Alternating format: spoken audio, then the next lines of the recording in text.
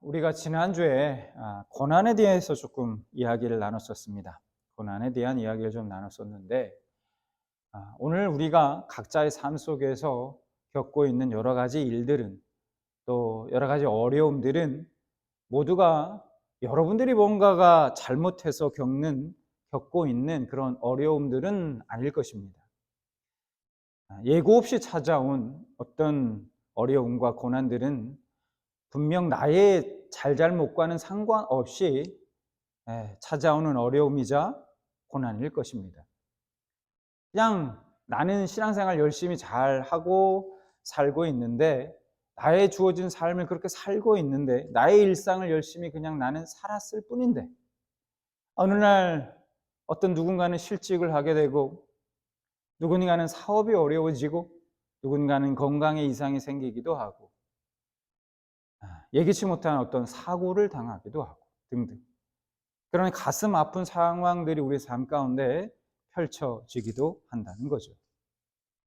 뭐 꼭 이런 일들이 아니더라도 때로는 어떤 인간관계 속에서 괜한 억측과 오해들로 인해서 주위 사람들에게 욕을 먹고 막 비난을 당하기도 하고, 심지어는 뭐 핍박을 당하는 경우도 있습니다.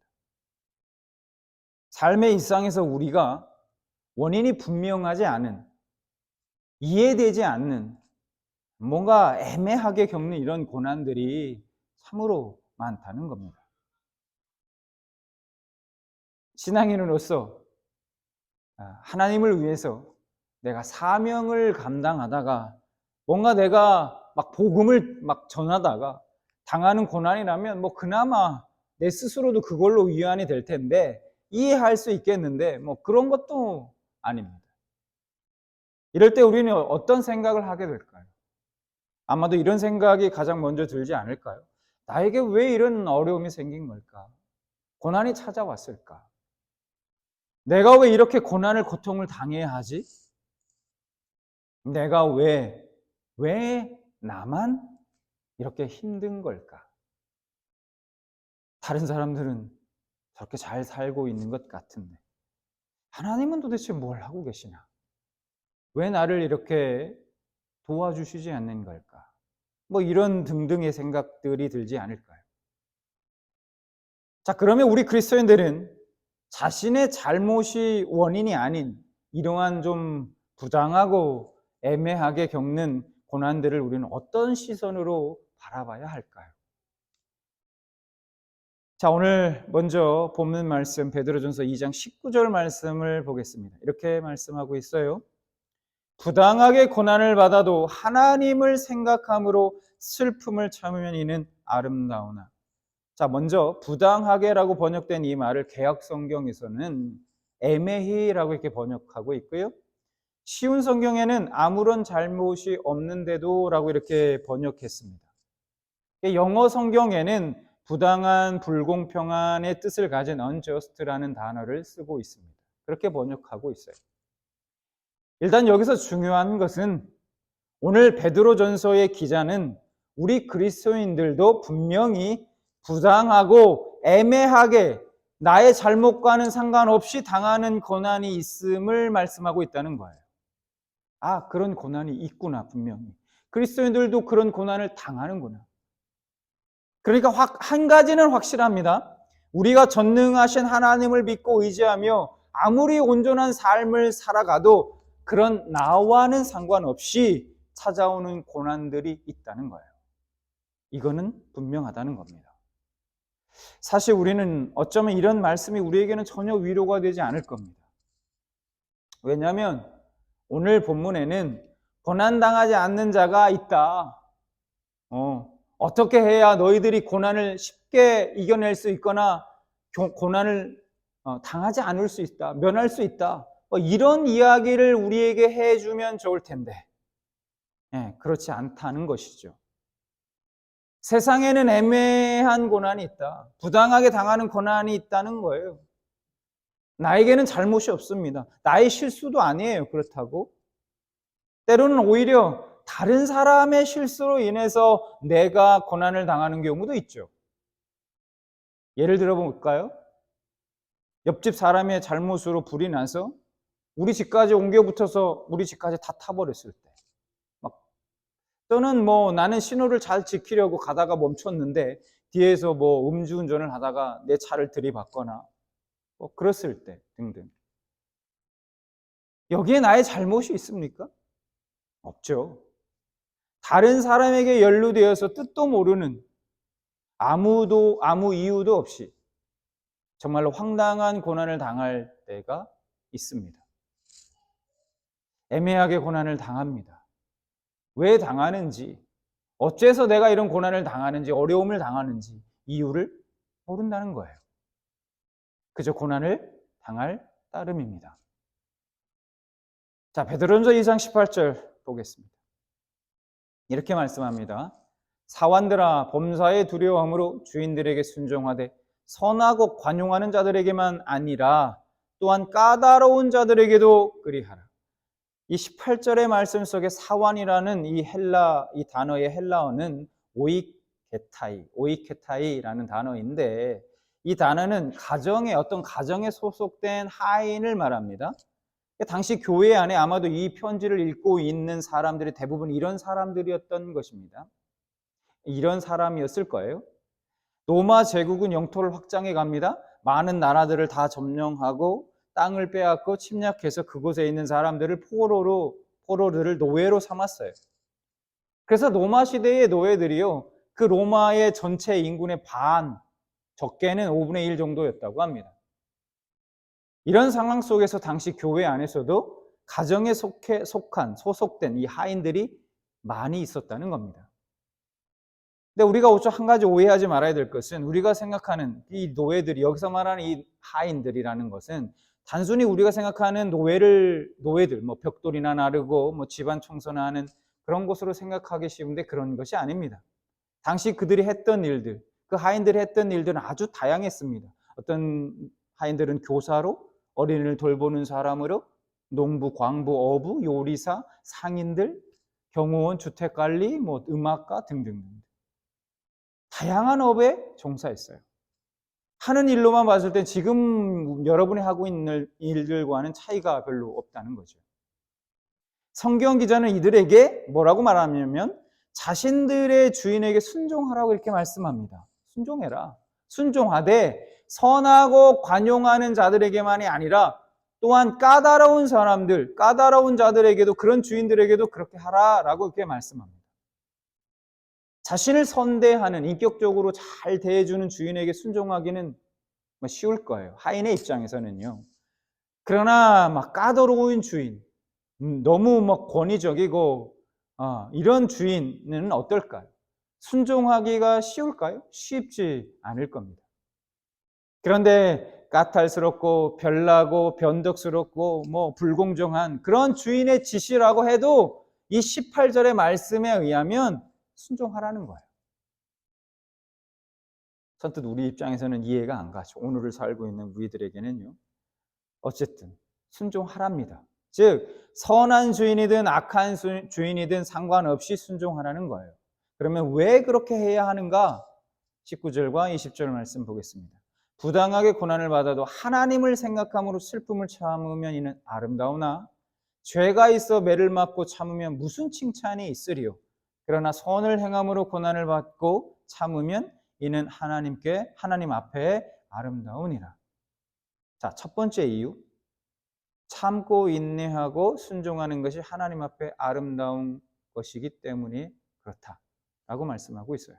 여기서 아름답다라는 원어의 문자적 의미는 이러한 것은 인정받기 때문이다, 이런 의미입니다. 인정받는다. 자신의 죄 때문에, 자신의 잘못 때문에 받는 고난은 무슨 칭찬이 있냐는 거예요. 하나님 앞에.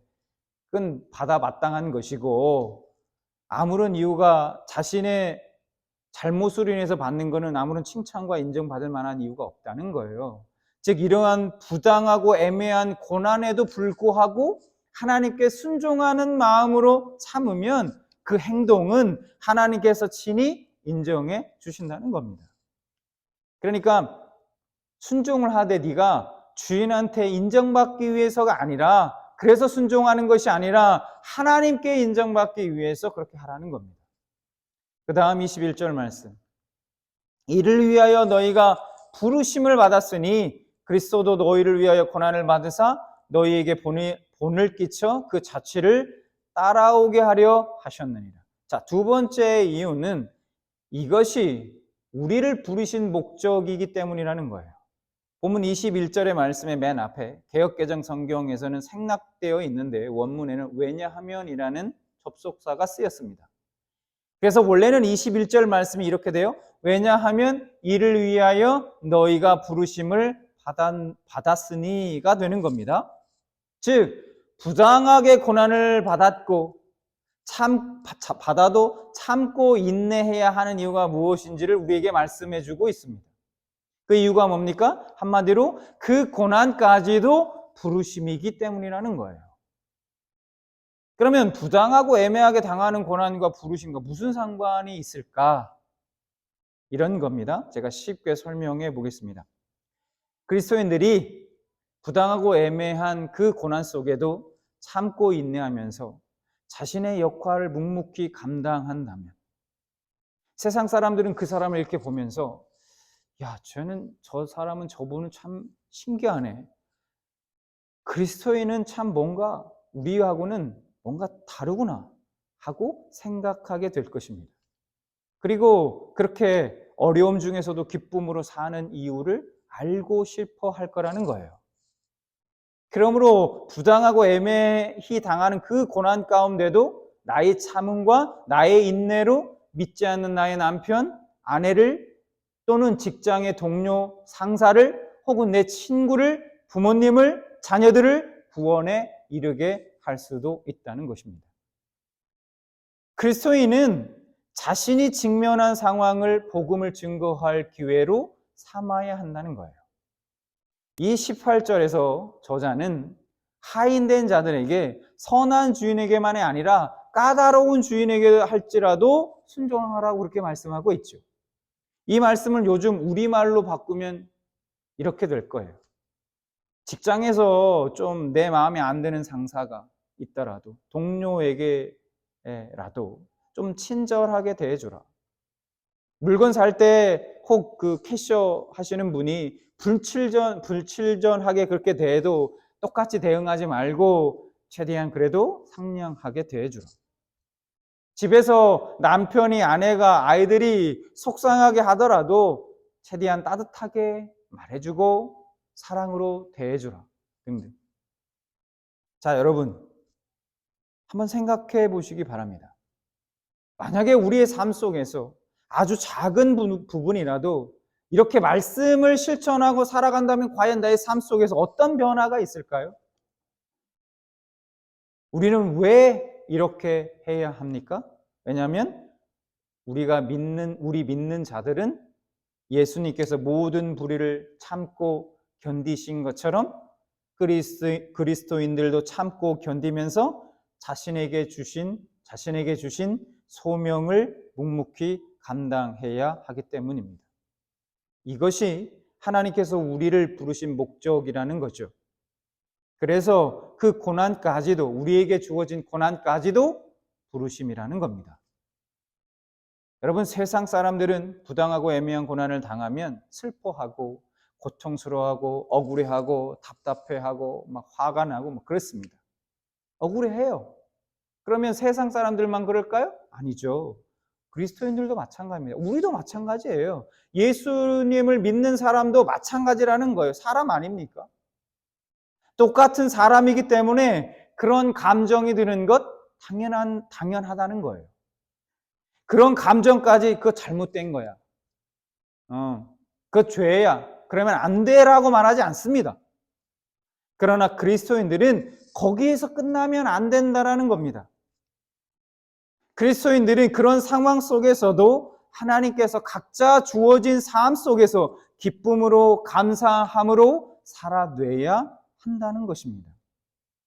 그러면은 어떻게 그럴 수 있을까? 우리가 어떻게 그런 삶을 살아갈 수 있을까 하는 거죠. 여러분, 부르셨다는 것은 누군가 부르신 분이 계시다는 거 아닙니까? 우리가 부르심을 받았다는 것은 우리를 부르신 분이 분명히 계시다는 거예요. 그 부르신 분이 하나님이시기 때문에 그분이 여러분을 끝까지 책임지실 거라는 것입니다. 그 믿음이 있으면 가능해요. 하나님께서는 어떠한 순간에도 그분을 의지하는 자를 버리시거나 실망시키지 않으십니다. 그러니까 야, 너 알아서 해. 그냥 내가 얘기했잖아. 그러니까 그냥 참고 인내해. 알아서 해. 무조건 해. 뭐 이게 아니라는 거예요. 그렇게 말씀하지 않으신다는 겁니다. 불렀으면 책임지신다. 감당할 수 있도록 해주신다. 감당할 수 있는 힘과 능력을 주신다. 우리가 이 믿음이 있다면 부당하고 애매한 고난을 당해도 그 속에서 감사할 수 있고 우리는 기뻐할 수 있고 우리는 능히 감당해낼 수 있다 라는 것입니다. 여러분, 우리가 살면서 가장 외롭고 힘들다고 느낄 때가 언제일까? 제가 생각해 봤어요. 저도 포함해서, 저 개인적으로 저도 포함해서요. 바로 왜 나만 이럴까? 이 생각 들 때. 이 생각 들 때가 아닐까? 왜 나만 이렇게 힘들고 왜 나만 이렇게 고통스럽고 왜 나만 이렇게 가난하고 불행할까? 왜 나만? 다른 사람들 이렇게 보면은 진짜 기쁘고 행복하게 잘 사는 것 같은데 왜 나만 힘들고 나만 어렵고 나만 불행하고 나만 억울하고 나만 이렇게 하는 일마다 다 안 풀리고 뭐 왜 이러는 걸까? 이렇게 우리는 나만이라는 생각이 자신을 사로잡을 때 한없이 힘이 빠지고 마음이 답답하고 힘이 드는 것 같습니다. 저도 그런 적이 있어요.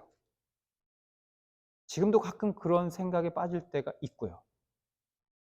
그런데 여러분, 그럴 때 가장 위로가 되는 것이 이럴 때 아닐까요? 그러니까 나만 힘든 게 아니구나. 나만 억울한 게 아니구나. 나만 외롭고 나만 일이 잘 안 풀리는 게 아니구나 하는 사실을 알았을 때 다른 누군가도 나만큼 저 집사님, 저 형제 자매도 나만큼 힘이 드는구나. 겉으로는 웃고 있어서 잘은 몰랐지만 그게 아니었구나. 그 웃음 뒤에 아픔이 있구나. 힘듦이 있구나. 어려움이 있구나. 억울한 부분이 있구나. 삶이 참 고달프구나. 나만큼 혹은 나보다 더 힘들고 어렵고 억울하고 그렇구나. 그렇다는 사실을 알았을 때 왠지 그 사실이 자신에게 위로가 된다는 겁니다. 나 혼자만이 아니라는 사실이 자신을 힘이 나게 한다는 거예요. 자, 그래서 21절 말씀을 우리 다시 한번 볼까요? 21절. 이를 위하여 너희가 부르심을 받았으니 그리스도도 너희를 위하여 고난을 받으사 너희에게 본을 끼쳐 그 자체를 따라오게 하려 하셨느니라. 예수님께서 먼저 우리를 위하여 부당하고 애매한 고난을 당하셨다는 겁니다. 왜요? 우리에게 본이 되셔서 우리도 그 예수님의 자취를 따라 살게 하기 위해서라고 말씀하십니다. 우리가 우리의 삶 가운데 부당하고 애매한 고난을 당할 때 누굴 기억해야 합니까? 바로 나를 위해 부당하게 고난을 당하신 그 예수님을 기억하라는 겁니다. 즉, 왜 나만? 이라는 생각이 들 때 가장 먼저 누굴 생각하라? 예수님을 생각하라는 겁니다. 그분을 묵상하라는 거예요. 그분의 십자가를 묵상하라는 거예요. 자신만 그런 것이 아니라 나를 위해서 예수님께서 얼마나 부당하고 억울한 고난을 당하셨는지 기억하라는 겁니다. 그래서 오늘 본문 말씀에서도 22절부터 24절에 이렇게 말씀하죠. 그는 죄를 범하지 아니하시고 그 입에 거짓도 없으시며 욕을 당하시되 맞대어 욕하지 아니하시고 고난을 당하시되 위협하지 아니하시고 오직 공의로 심판하시는 이에게 부탁하시며 친히 나무에 달려 그 몸으로 우리 죄를 담당하셨으니 이는 우리로 죄에 대해서 죽고 의에 대하여 살게 하려 하심이라. 그가 채찍에 맞음으로 너희는 나음을 얻었나니. 예수님께서 저와 여러분을 살리시기 위해서 부당하게 억울한 고난을 기꺼이 감당하셨다는 겁니다. 목숨까지, 자신의 목숨까지 기꺼이 희생하셨다는 거예요. 그래서 우리가 구원받을 수 있게 되었습니다. 25절. 너희가 전에는 양과 같이 길을 잃었더니 이제는 너희 영혼의 목자와 감독 되신 이에게 돌아왔느니라. 우리를 참 목자 되신 주님의 품으로 돌아갈 수 있게 해주셨다는 겁니다.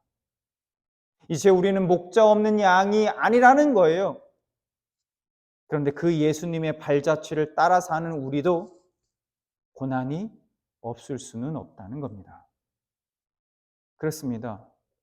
우리가 그리스도인으로 산다는 것은 고난을 당하지 않고 산다는 얘기가 아닙니다.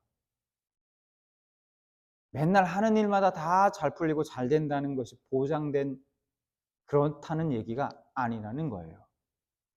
그리스도인으로 산다는 것이 평안한 삶을 보장한다는 것이 아니라는 것이죠. 오늘 시편 기자는 시편 23편 1절과 2절에서 이런 고백을 합니다. 여러분들도 잘 알고 있는, 암송도 하고 있는 그런 말씀이기도 하죠. 시편 23편 1, 2절 이렇게 말씀합니다. 여호와는 나의 목자시니 내게 부족함이 없으리로다. 그가 나를 푸른 풀밭에 누이시며 쉴 만한 물가로 인도하시는도다. 여러분이 1절 말씀을 보면 오늘 보면 25절 말씀처럼 하나님이 이 시편 저자 자신의 목자가 되어주신다, 목자가 되신다고 이렇게 고백합니다. 그렇죠? 여러분, 그렇다는 얘기는 자신은 목자 되신 하나님의 양이라는 얘기일 겁니다. 그렇죠? 양인 자신에게는 아무것도 부족한 것이 없다고 고백하고 있어요. 나는 아무것도 부족한 것이 없어요. 하나님이 나의 목자 되어주시기 때문에 나는 부족함이 없다, 이렇게 말씀하고 있죠. 이렇게 고백하고 있어요. 왜냐하면 다른 누군도 아닌 하나님께서 친히 자신의 목자가 되어주시기 때문이라는 거예요. 여러분, 양에게 있어서 전혀 부족한 것이 없다는 것, 즉 아무런 결핍이 없는 상태가 어떤 상태일까요? 이런 거 아닐까요?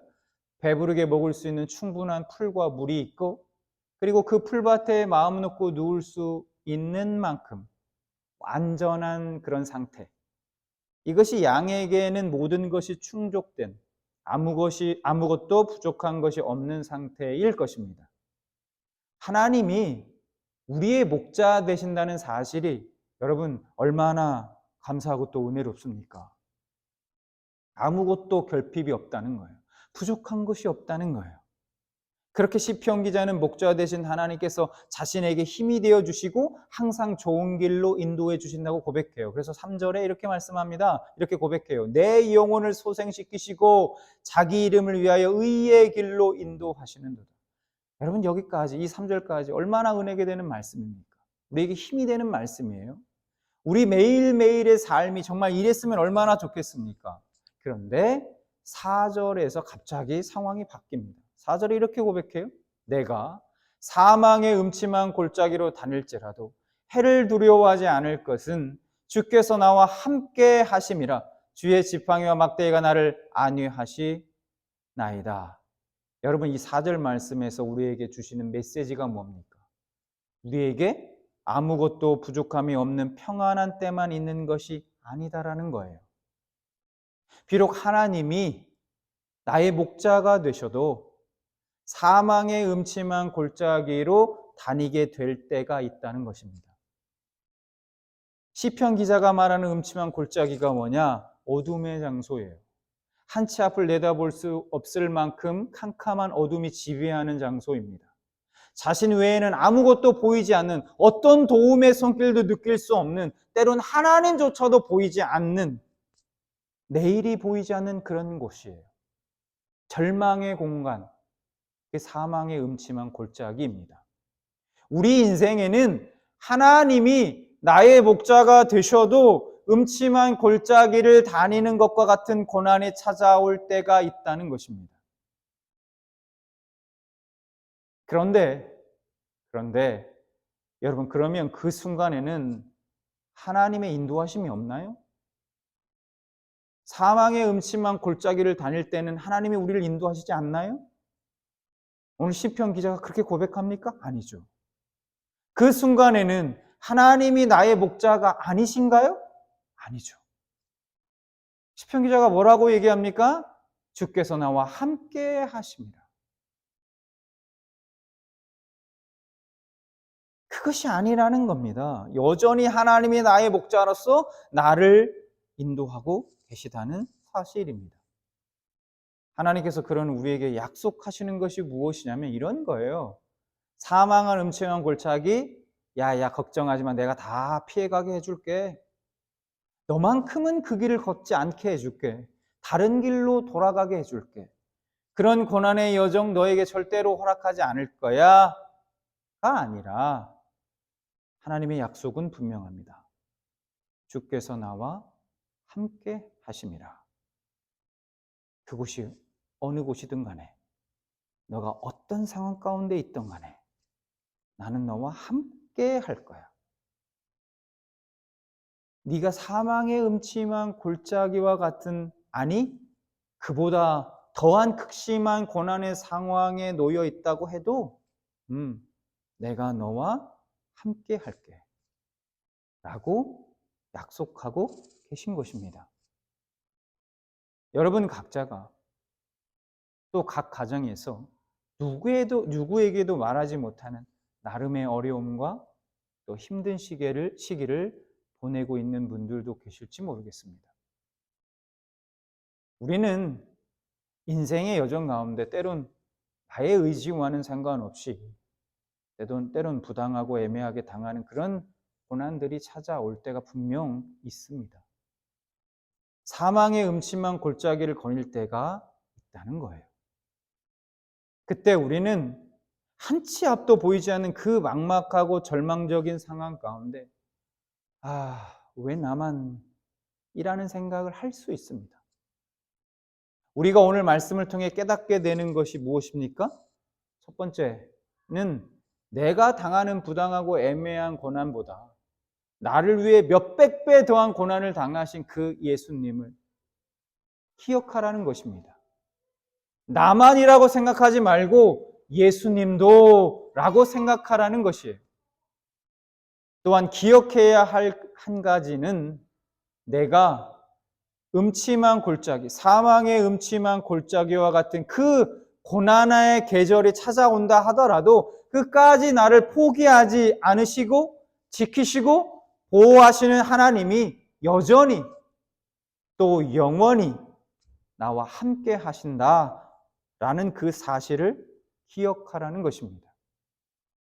그러므로 여러분의 삶 가운데 부당하게 또 애매하게 당하는 고난들이 찾아왔을 때 믿음으로 이 또한 복음 증거를 위한 부르심임을 내가 인정하고 고통의 신음이 불평과 원망이 오히려 감사와 찬양으로 바뀔 수 있기를 진심으로 소망합니다.